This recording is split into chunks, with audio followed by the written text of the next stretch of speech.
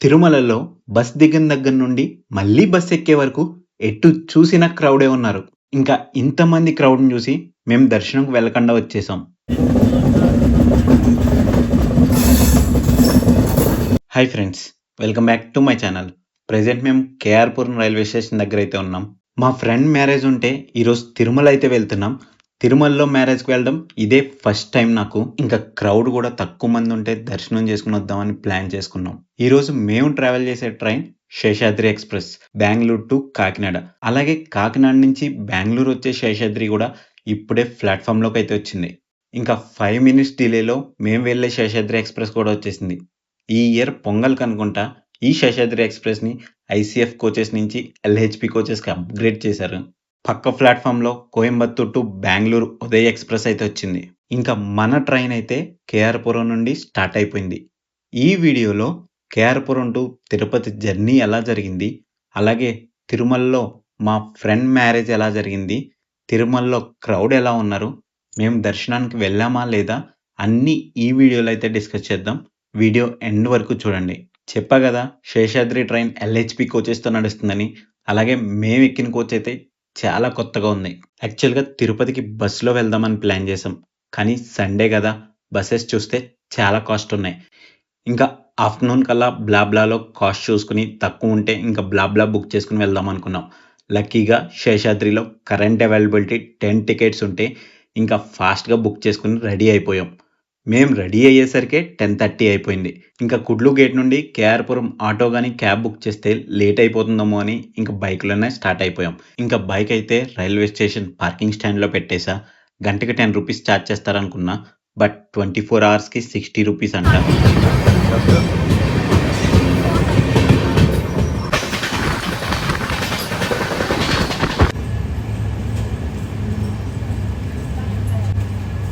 ఇంకా గ్రీన్ కలర్‌లో కనిపిస్తున్నది ఆర్మీ ట్రైన్ శేషాద్రి ఎక్స్‌ప్రెస్.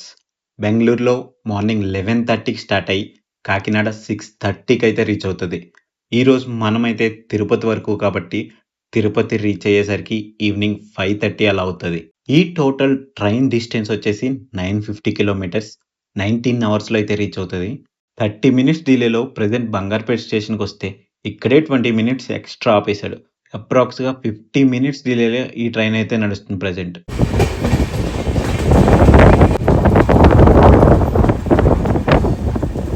ఈ బంగారుపేట స్టేషన్ నుంచి మనమైతే కోటిలింగాల టెంపుల్‌కి అయితే వెళ్ళొచ్చు. ఇంకా బంగారుపేట తర్వాత నెక్స్ట్ స్టాప్ వచ్చేసి కుప్పం. ప్రెజెంట్ మనమైతే కుప్పంకైతే వచ్చాం. 40 మినిట్స్ డిలేలో ట్రైన్ అయితే ఉంది. ఈ శేషాద్రి ఎక్స్‌ప్రెస్‌కి బెంగుళూరు నుండి తిరుపతి మధ్యలో ఆల్మోస్ట్ 12 స్టాప్స్ అయితే ఉంటాయి. టోటల్ జర్నీ వచ్చేసి 325 కిలోమీటర్స్.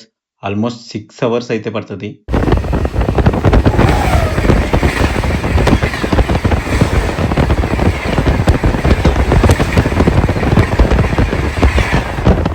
బెంగుళూరు నుంచి వచ్చే ట్రైన్స్ అయితే కొంచెం లేట్‌లో నడిచినా ఆల్మోస్ట్ జోలార్‌పేట వచ్చేసరికైతే ఆన్ టైమ్‌కి అయితే వచ్చేస్తాయి.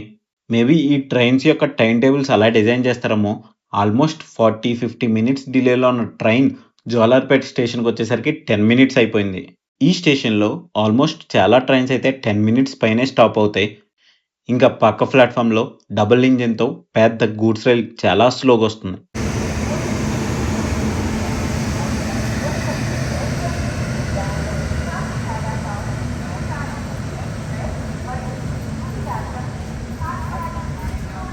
ఇంకా జోలార్‌పేట స్టేషన్ నుంచి మన ట్రైన్ అయితే స్టార్ట్ అయిపోయింది.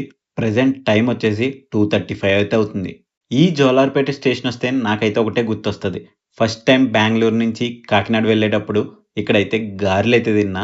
సాంబార్‌తో సూపర్ ఉన్నాయి. తర్వాత 2, 3 టైమ్స్ మళ్ళీ అయితే ట్రై చేశా. బట్ ఫస్ట్ టైమ్ టేస్ట్ వచ్చినంత నాకెప్పుడు అనిపించలేదు. మేబీ అప్పుడు ఆకలిలో ఉండుంటానేమో. ఈ శేషాద్రి ట్రైన్ చూసినప్పుడల్లా ఒక్కటే గుర్తొస్తది. ఈ ట్రైన్ ఈవినింగ్ టైమ్ ఉంటే ఎంత బాగుండేదో అని. మన గోదావరి వెళ్ళే వాళ్ళకి ఈవినింగ్ టైమ్ ఈ ట్రైన్ ఉంటే చాలా యూజ్‌ఫుల్‌గా ఉంటది. ఆల్మోస్ట్ మన సైడ్ వెళ్ళే ట్రైన్స్ అన్నీ ఇక్కడ మార్నింగే స్టార్ట్ అవుతాయి. ఈ శేషాద్రి, ప్రశాంతి, అలాగే హౌరా అన్నీ మార్నింగ్ 10-1 మధ్యలో అయితే స్టార్ట్ అవుతాయి. బెంగుళూరులో ఈవినింగ్ 4:30-5:30 మధ్యలో స్టార్ట్ అయ్యి రాజమండ్రి, కాకినాడ రీచ్ అయ్యేసరికి మార్నింగ్ 9 అయ్యే డైలీ ట్రైన్ ఉంటే ఎంత బాగుండో కదా! ఇంకా ప్రెజెంట్ మనమైతే కాట్పాడి స్టేషన్‌కి అయితే వచ్చాం. 20 మినిట్స్ డిలేలో ట్రైన్ అయితే నడుస్తుంది. ఇంకా పక్క ప్లాట్ఫామ్లో చెన్నై టు బెంగళూరు వెళ్ళే లాల్బాగ్ ఎక్స్ప్రెస్ అయితే ఉంది. ఇంజిన్ చూడండి కలర్ఫుల్గా సూపర్ ఉంది కదా.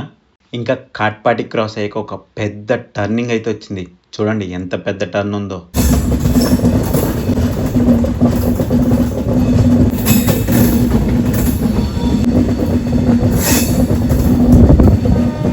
ఇంకా ప్రెజెంట్ మనమైతే చిత్తూరు స్టేషన్ క్రాస్ చేసాం.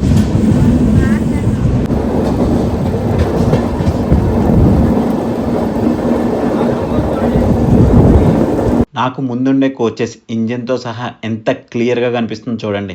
ఇక్కడ కూడా చిత్తూరు దాటాక పెద్ద టర్నింగ్ అయితే ఉంది. ఇంకా 40 మినిట్స్ డిలేలో మనం పాకాల జంక్షన్ దగ్గరికి అయితే వచ్చాం.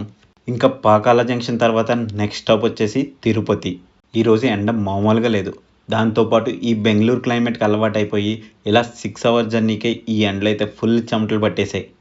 మీరు ఎప్పుడైనా శేషాద్రి ట్రైన్లో ట్రావెల్ చేశారా?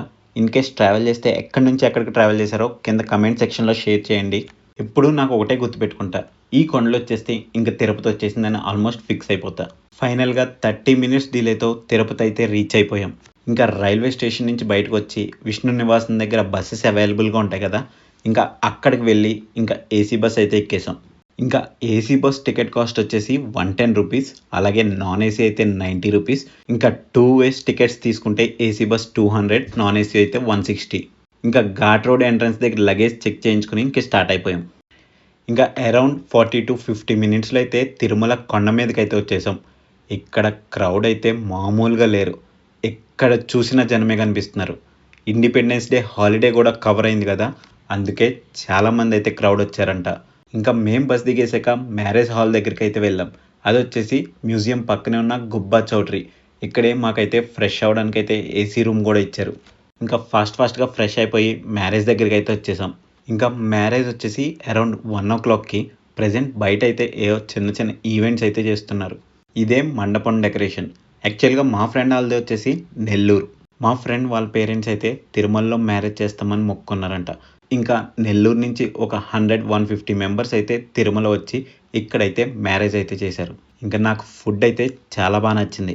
ఇంకా మ్యారేజ్ కంప్లీట్ అయిపోయాక టెంపుల్ దగ్గరికి అయితే వెళ్ళాం. ఇంకా అక్కడే ఉన్న ట్యాక్సీ వాళ్ళని ఇంకా కొంచెం మందిని అడిగితే క్రౌడ్ అయితే చాలా ఎక్కువ మంది ఉన్నారు. టికెట్స్ లేకుండా దర్శనానికి అయితే ఆల్మోస్ట్ 30 to 35 అవర్స్ అయితే దర్శనం టైం పడుతుంది అన్నారు. ఇంకా మా పాపతో అంత రిస్క్ చేయలేక కరెంట్ అవైలబిలిటీలో మళ్ళీ తిరుపతి నుంచి బెంగళూరు ట్రైన్ ఉంటే వెంటనే బుక్ చేసేసుకున్నాం. ఇంకా బయట నుంచే దండం పెట్టుకుని వెళ్ళిపోదామని టెంపుల్ దగ్గరికి అయితే వచ్చాం. ఇక్కడ కోనేరు దగ్గర ఏదో కన్స్ట్రక్షన్ చేస్తున్నారు అనుకుంటా. వాటర్ అయితే అస్సలు లేవు. మీలో ఎవరైనా ఈ 14th, 15th, 16th దర్శనంకి అయితే వెళ్ళారా?